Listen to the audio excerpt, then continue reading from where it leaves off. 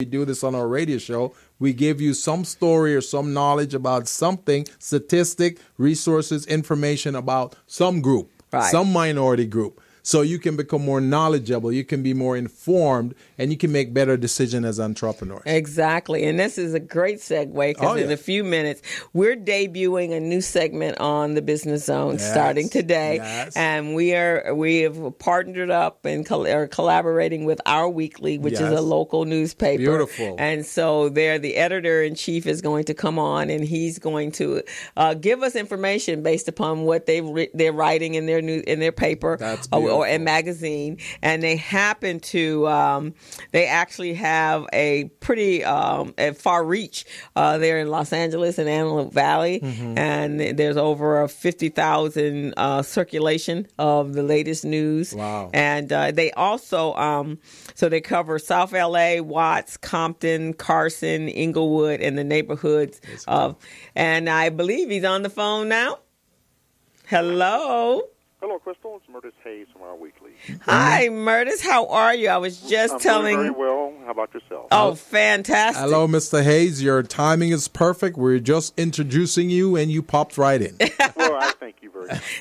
Yeah, and we're excited. So you met me on the phone, but you haven't met Gilbert Buchanan, and he's my co-host. Hello, Gilbert. How are you doing, sir? Good to have you on the Business Zone. Well, thank you for inviting us. Thank you. Oh, we're so happy to have you. And we were just saying today that we were just talking about Black History Month and how important it is to disseminate information into our communities. And I know that's the mission of Our Weekly. So I'm going to continue to talk about you guys, and then we'll let you do your report.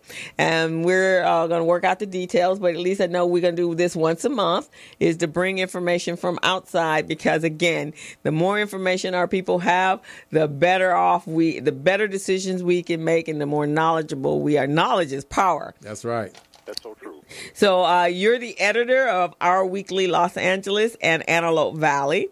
He was born and reared in Los Angeles, attended Jefferson High School, Pepperdine, and got his BA in journalism and Cal State LA. And he's worked for a number of publications locally, including the Southgate Press, Los Angeles Sentinel, Wave newspaper, and LA Times. And he serves as an account coordinator with NW ARIS Public Relations. Our Weekly is a paper that strives to publish the latest news of interest in our circulation of 50,000 in the specific communities: South Los Angeles, Watts, Compton, Carson, Inglewood, and the neighborhoods of Baldwin Hills, View Park, Ladera Heights, Windsor Hills, each Thursday. And their Antelope Valley edition, which goes out on Friday, primary focuses on Lancaster, Palmdale, Acton, Rosamond, and Santa Clarita. So we are so happy to have you. And you also mentioned to me that, and it's run by the paper, the publisher and CEO is Natalie Cole, and their CEO is David Miller, and each have more than 30 years of experience in newspaper sales and distribution. So we're very happy to have you. You also told me you have a reach online to outside, national and international, right? Yes, we certainly do. We have many people online that contact us each week from throughout the nation, and very often some nations overseas, particularly some nations. We've had people to call in from Nigeria, and we've had people to call in from Kenya, and we've had a number of folks to call in from the Caribbean, from places like the Dominican Republic, who see our paper and see how we cover African American news, and how we try to reach the different aspects of the Black experience, whether that be African Americans or Caribbean Americans or folks that are in Africa now, and generally the most populous places for Black persons. And we've gotten a lot of very positive responses. And as you'll notice this week, of yesterday's paper, we are looking at the new slave trade that seems to have begun in Northern Africa. And we hope that your listeners will We invite them to pick up a copy or look at us online. And you think that you'll find it's a very interesting story about what is happening with the continuing legacy. I'm reading the headline, Europe's hold over cheap labor from Africa. And we talk about the Middle Passage, the old Middle Passage from the 1600s. And then now there seems to be a resurgence of that, not so much in carrying persons across the Atlantic in slave ships, but there is a new slave trade. And that's in Liberia, right? Yes, Libya. Libya, that's right. And without going too deeply into the story, we noticed that, and this story has been touched on some major network segments, about a resurgence of the slave trade in northern Africa. Wow. So we would hope that call-up-our-weekly.com and take a look at that story. It's from one of our top writers, Mr. Gregory Reese. And we're looking forward to a number of other stories. You may look forward to a number of other interesting stories about Black History Month this month, all penned by Mr. Reese. He's a noted authority on African American issues, whether this be art or entertainment or historic information as well. So. Okay, well, I definitely will. I pulled that up. So those of you that are interested in hearing more about the story, you can go to their online, Our Weekly, and it's the continuing legacy of Europe's hold over cheap labor from Africa. Please do.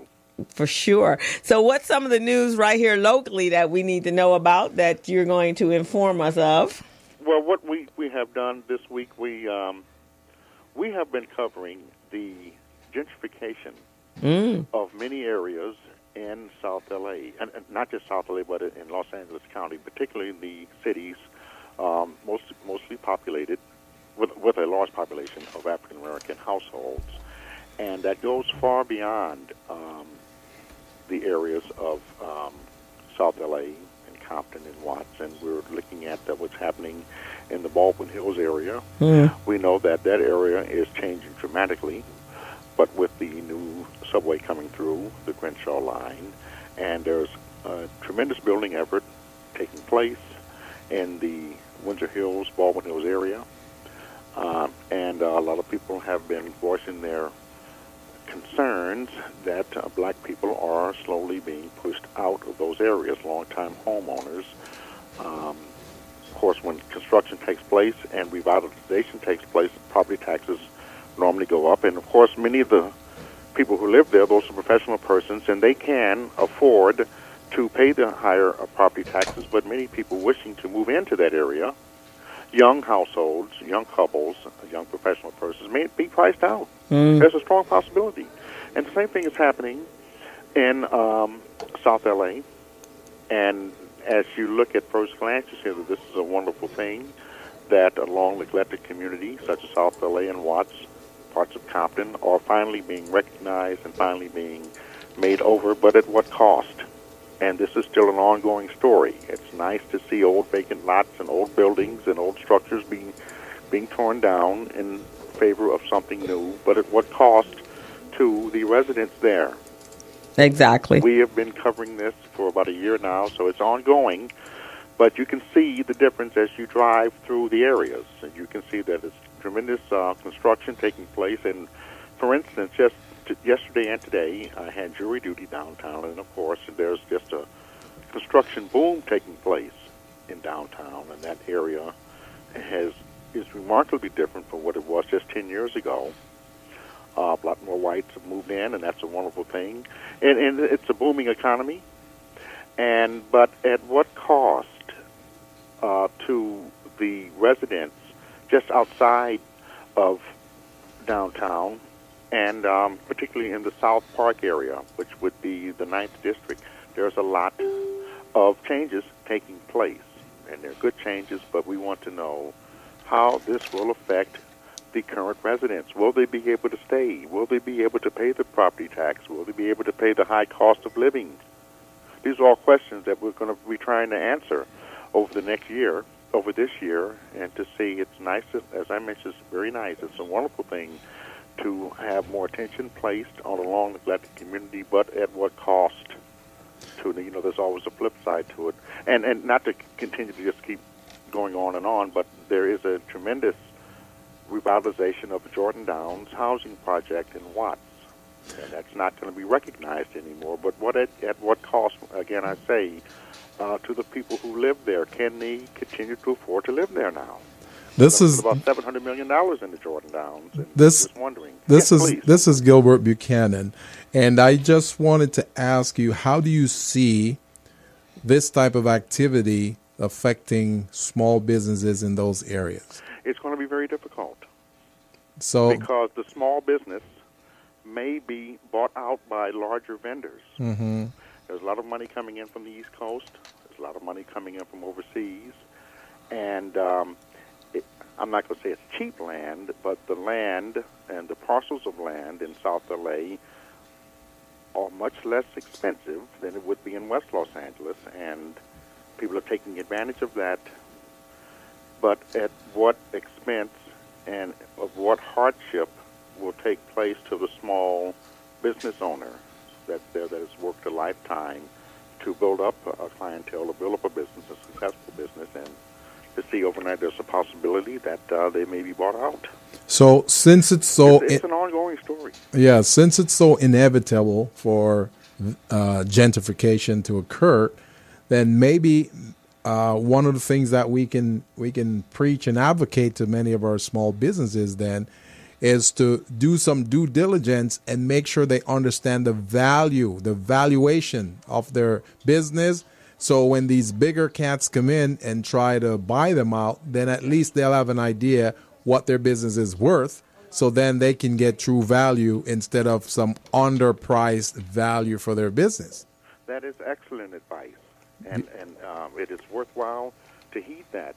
Yes. Because it's happening quickly. Yes, it is. And within just a few years, as I mentioned, the downtown area has been transformed into a very beautiful place to live. Yes. It's open at night, and you have more people living downtown. Remember, if you ever worked downtown, it seemed to have closed Right. at 6 o'clock, but not anymore. Yeah, not anymore. Vibrant lifestyle taking place, and that's all well and good. Yeah. But we want to know if that's going to continue southward. Right. Towards into South L.A., towards into Watts, towards into Compton, and so on. And that's where... That's right. How will the long-time residents, how will it affect these people? That's where a newspaper like yours come in, because, by digging and conducting research, you'll be able to gather that type of information and disseminate it to our people here in the community, so they're more informed, they're knowledgeable, and they're armed with information so they can make good decisions. That is the mantra of our paper, to be armed with good information to make informed decisions. Yes. So arm yourself with good information and try to delve in and to see how these changes will affect you and your family's life. Right. And it's happening right now. And sometimes, as the old saying would say, all that glitters is not gold. Nah, that's so true. It's an ongoing story, and Yes. we're looking at this month by month. And we did something last summer with the wonderful work, the collaboration that's taking place between Councilman Price of the 9th District and Supervisor Thomas of the 2nd District. Yes. And they are working to revitalize the long-forgotten areas. Right. Of course, South L.A. is part of the 2nd District, and of course, South L.A. is part of Councilman Price's 9th District. And what they are doing to bring new life, bring new business, bring Yes. new money, and we know about the Figueroa Corridor. So many things are taking place. They've got the new Lucas Museum. They've got a new Honda dealership. The Coliseum is being made over. They've got the Reef downtown in Washington and Hill. So much. And I mentioned the Jordan Downs project. And just this week, there was a tremendous influx of capital going into the Watts area. And if you just give me a moment, I'll try to find exactly how much. Aren't they building an affordable? You probably saw that. Yes. Affordable housing? They are, and they've just been awarded $35 million in cap and trade funding. So Now- that has been secured, and there's more to come. Now, who is building that? Who is responsible? Who's the developer? Well, Well, among the developers, among the people who have who are participating in this, we can say that the Watts Community Leadership Council, right, and of course the WLCAC, they're working in this. The Housing Department is working in this, and so many other. Right. The school, LA School District. Right. And just a number of Michael's a development company. Right. So many others are working towards the benefit of the residents of Watts, residents of South Los Angeles, and they are trying to build more affordable housing. But we wonder who's going to be able to afford this. Right. These are all new, and they need things new in South LA and in Watts and parts of Compton, but at what expense to the people who are just barely making it now? Wow. It's always been very expensive in Los Angeles County, and we're wondering what these improvements will mean to ordinary folks. It's easy for someone to move in from out of town or maybe from across town and snap up a quick bargain, but those quick bargains are occupied by people now. Right. So and we're digging into this each week. Well, we're loving what you're doing because this is very, very good information for our people in the community to know, hear about, and be able to do something about it. So, Crystal and I would really love for you and our weekly to delve into this a little deeper so we can disseminate this information to those folks. We can assure you that each time we will work on this every other month or monthly to try to find various stories regarding the subject of gentrification. Right. And you see that's taking place in a big way in Los Angeles. Right. And there's been some pushback. And in other cities, of course, across in Oakland, of course, and in South Philadelphia, in Brooklyn, south side of Chicago, a lot of these once neglected communities across in Houston, and they've got big work to do in Houston. The poor folks have victim of terrible flooding, but this is ongoing. This is happening, and some of the old, as you may know, that the old projects of Chicago, the old Cabrini Green projects and Ivy Wells, those have been knocked down. Those are gone. Right. And in turn, new housing developments. And the same thing is destined for Jordan Downs and Watts. And I think what we need to do is just figure out, create a way, and since Gilbert and our space is in business, is how do we increase the economic wealth in our communities so that we can still be in our community. So again, it's all about the knowledge and the information that's available to us, so our people know how to plan, how to take action, how to make decisions. And so I think with our collaboration, at least we can bring the information. And as Gilbert and I are both, we commonly say is the more information we bring and the same information we bring, and we do it periodically or consistently, by the 7th time, or at least by the 10th time, their ears have started to perk up. And then by the 12th time, they're like, oh, maybe we need to listen to these people because we love the collaboration that we're doing with our weekly, because you're researching the stories and then we bring it and bring it to the information to our audience, and we work together to get the information where it needs to be. Sounds like a good plan. Sounds like a good plan. And we are very excited about this new year. Yes. And we're particularly excited about our series of Black History stories that will be continuing throughout this month. Definitely. We invite your readers, your listeners, and certainly we invite our readers to keep in touch with our weekly, because we've got some very exciting stories. Well, we'll be doing that as we go along. One thing I want us to part on here is the fact that we know that gentrification is going to happen. We can't stop it because, as Crystal and I were saying earlier, the ones with the power, the resources, and the privileges, they're the ones who are going to control things. They're going to make things happen. So they're the ones who are going to make this gentrification occur. So what we want to do as small businesses and residents in the community, what we want to do is we want to see how can we benefit from gentrification? how can we get a piece of that pie? What do we need to do? You see what I mean? That's right, and we are. I failed to mention this earlier, but we are keeping a close eye on what's happening in Inglewood. Right. We know that tremendous construction and tremendous projects. Of course, the football stadium, and you've got the Clippers. They're building a new stadium on Prairie. Yes. And you've got the subway coming through, and there's a lot of changes taking place. Right. All along the Crenshaw corridor. Yes. Which has been an historic black community. It wasn't always a black community, but it's become a home of commerce and a residential home for the black community over the last 50 years, and people have built businesses and have worked hard, and I would be ashamed to see these people bought out.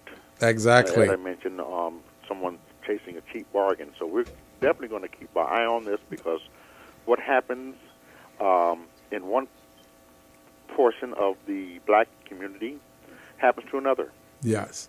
And what happens in Inglewood happens in Watts. Exactly. They're all interconnected. What happens in South L.A. happens in the Baldwin Hills, Windsor Park area. They're all connected. And that's why we want to know when there's contract opportunities involved in these gentrification processes, we want to make sure that they're conveyed to our people, our small businesses, so they can tap into that and get ready. Crystal and I, on this side of the fence, we're going to get them ready so they can get those opportunities. I sure hope so. Oh, for sure. There's plenty of opportunities available, and black businesses and entrepreneurs should be able to stake their rightful claim to these opportunities to not only better themselves, but to better other prospective business persons, to let them know that there are ways that you can benefit from the increased economy. And unfortunately, we look today, the stock market fell, but that's neither here nor there.